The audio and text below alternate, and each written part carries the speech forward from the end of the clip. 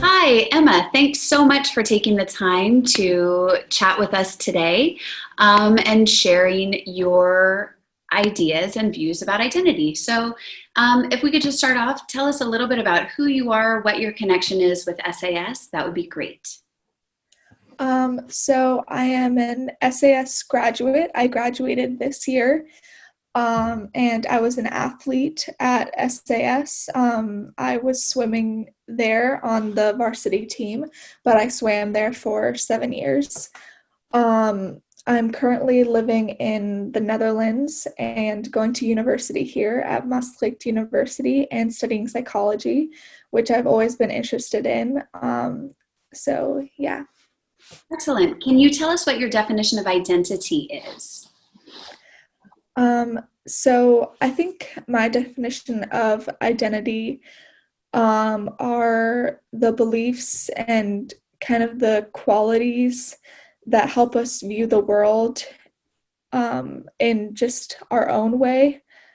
And these are just shaped by our family, friends, the experiences that we have, whether they be good or bad, anything that's just significant to us in our everyday lives. Excellent. And how has your definition of identity changed over time as a result of perhaps life experiences?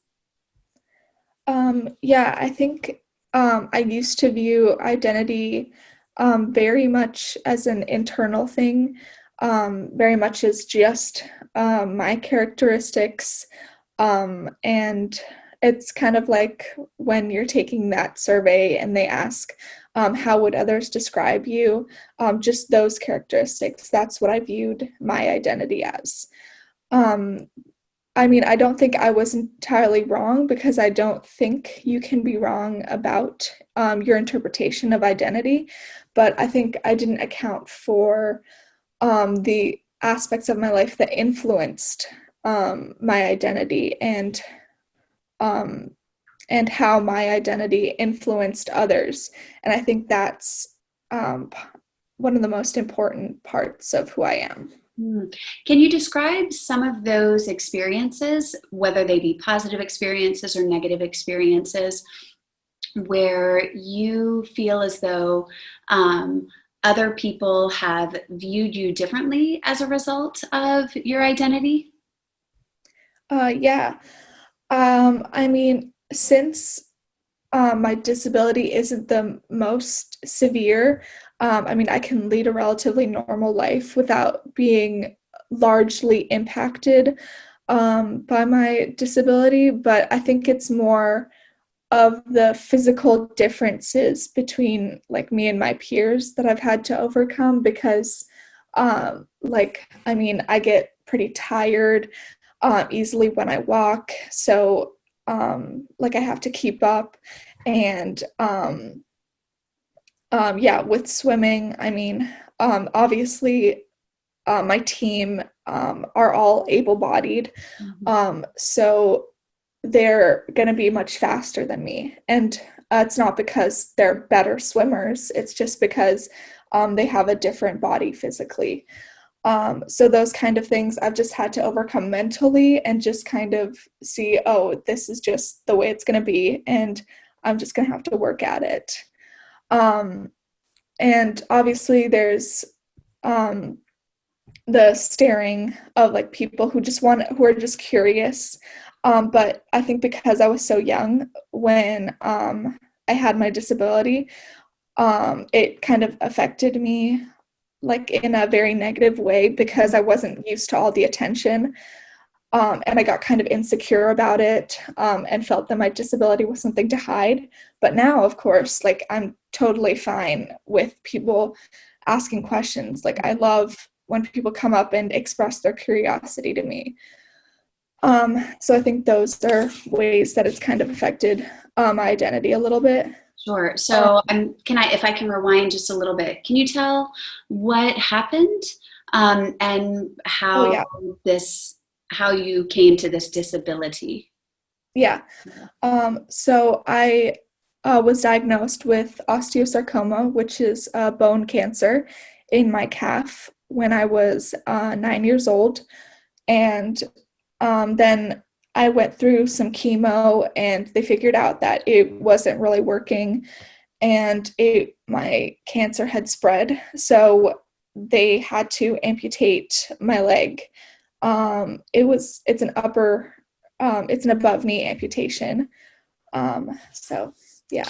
And when you say that you felt as though you were treated differently, and now you have overcome, not necessarily that you've overcome that sort of negative treatment, whether people continue to do that today, but when you were 9 or when you were 10 or 11, or right when the surgery happened, how did you deal with that when peers perhaps or other people stared or other people maybe treated you differently?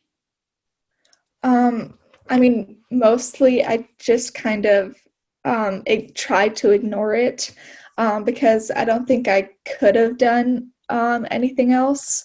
But it really did like take a toll on me and just kind of because I wasn't used to it. And I was just like, oh, I'm getting all this attention, which I thought was negative because of my disability. And it had just been like a drastic switch in my life. Mm-hmm. So yeah. And who helped you? Were there any people that helped you along the way? Did you have a really strong core group of friends or your family that helped you overcome any of those experiences? Yeah, definitely. I think my entire family, for sure, they were always supporting me with my swimming, of course. And I had a really tight-knit group of friends when I first came to Singapore, and they would always say, oh, it's like, I don't even notice sometimes that you have a prosthetic leg. And my coach in Singapore, especially, he always supported me in my para athletics, and he took the time to really learn about para swimming, which is a completely different ball